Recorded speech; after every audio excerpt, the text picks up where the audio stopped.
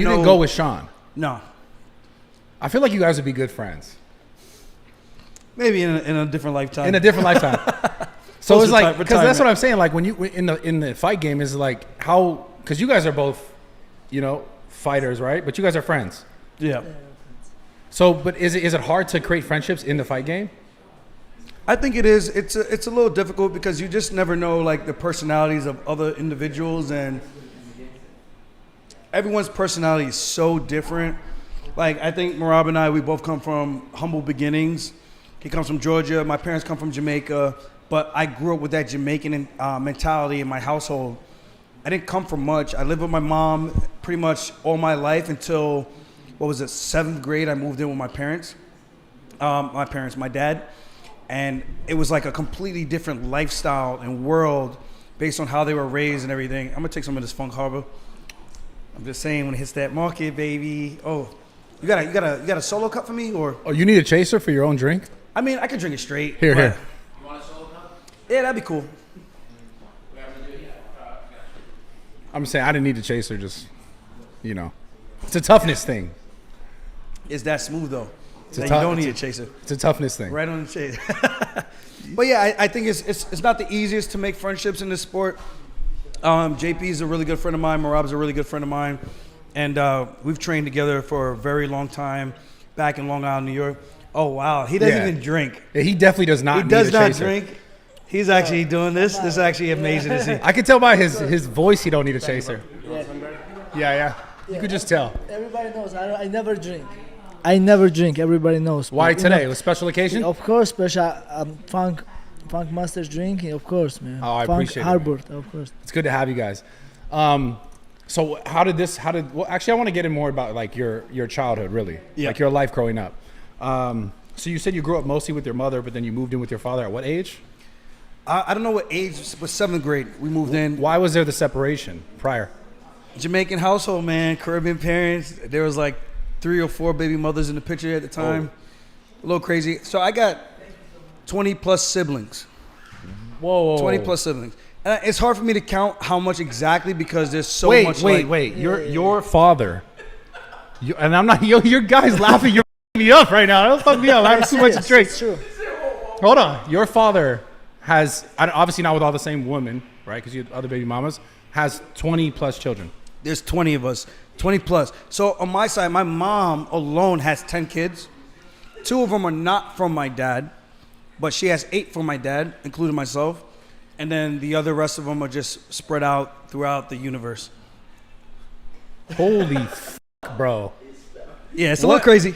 So are any of the other ones, like, is everyone just astounded with what you're doing? Are they like... We never really had that conversation of like what everyone thinks about what I'm doing. Like I've never really heard my brothers come up to me and be like, yo, I'm really proud of what you're doing. I do have one, my brother Calvin, who was actually said like, if it wasn't for you, you changed my life. But he's never like told me like, yo, I'm super proud of you or anything like that I can remember. But it's always been like, you helped me, give me guidance and show me that there's a better way to do things. So other than that, that's as far as it goes in terms of like siblings showing, like telling me or expressing how they feel about what I'm actually doing. Yeah. What about your father? I don't talk to him. At all? I mean, at this point, no. When So him and my mom went through a pretty bad divorce, and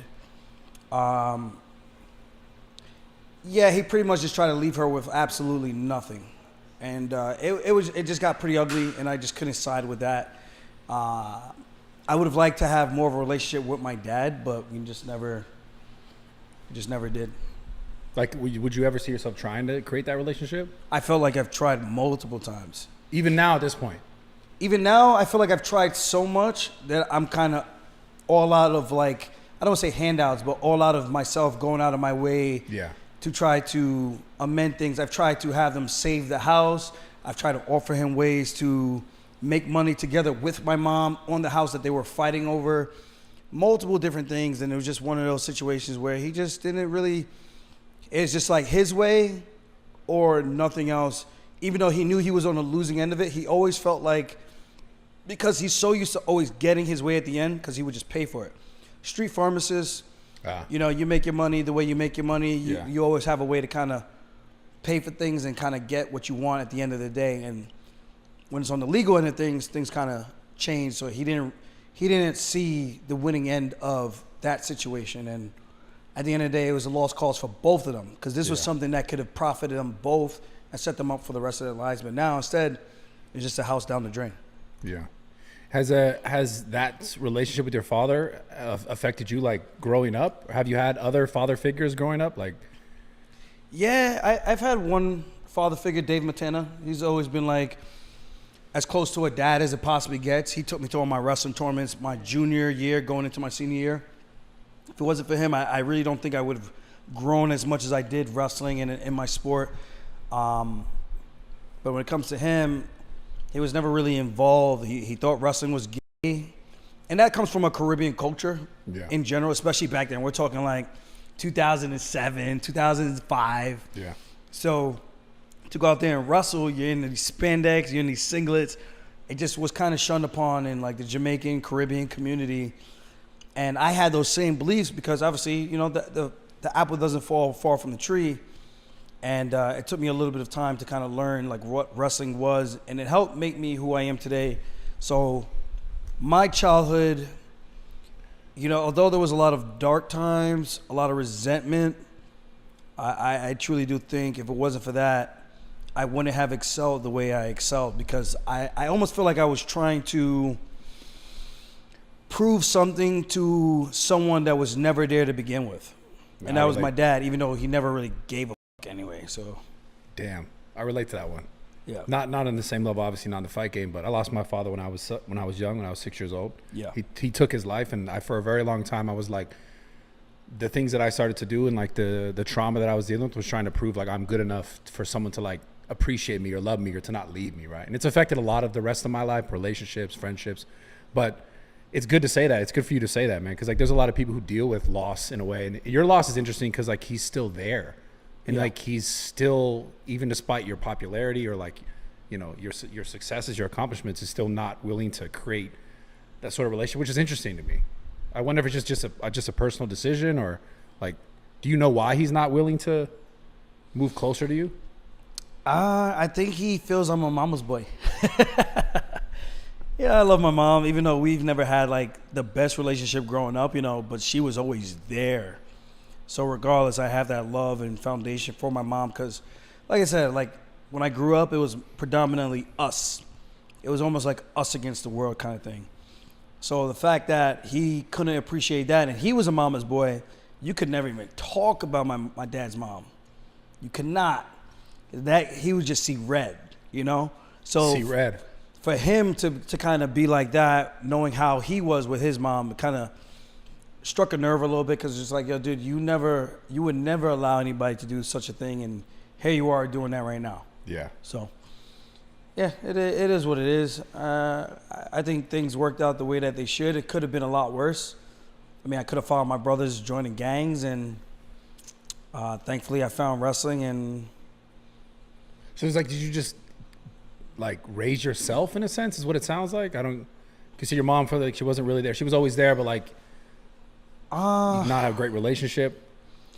It was just non-inclusive. It was like weird. It was like you go to school, you go to elementary school, parents come to parent-teacher conference. Yeah. You go to middle school, you go to high school, parents never show up.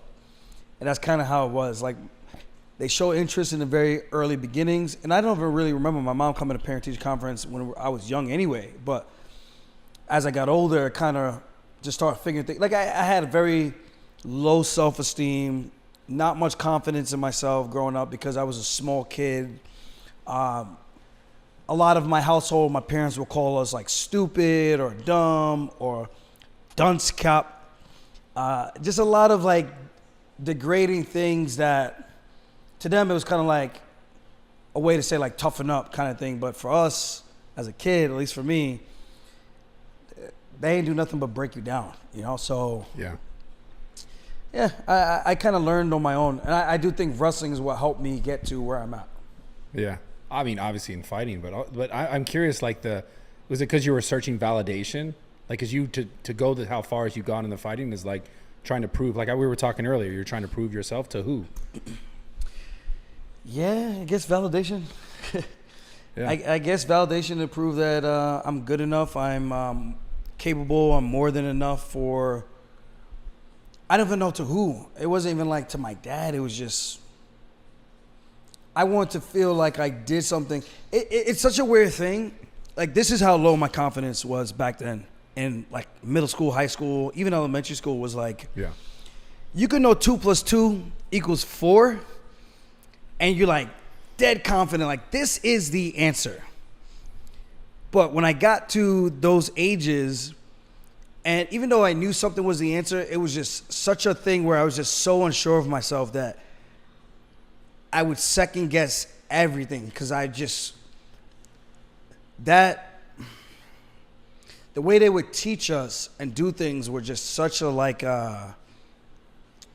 what would be the proper word to describe it? It would just break you down, man. It was just more so that than anything, just like really breaking you down, not really. So even if you knew something was the right answer, you weren't like sure. Like I think this is it, but even though I know this is it because I studied all of this, it was just like you didn't feel it was adequate enough. And even sometimes I still find myself dealing with that because of past things that I grew up with. Like I'll do something, I'm just like, I know this is correct, but at the same time, I'm just not really sure. What started to change that for you? Yo, Oh, this is a good commercial. what that shit just popped off. What started to change that for you? Like, at what age did that start to change for you? I think wrestling my junior year, I started wrestling in 10th grade. So I started really late. People think I've been wrestling like my whole childhood. I really haven't. Yeah. I started wrestling in 10th grade. It's just I had nothing else better to do, and that's all I wanted to do because it was a one-on-one sport. I knew even if I had no confidence, I knew if I could beat this one person, that at least gave me an answer.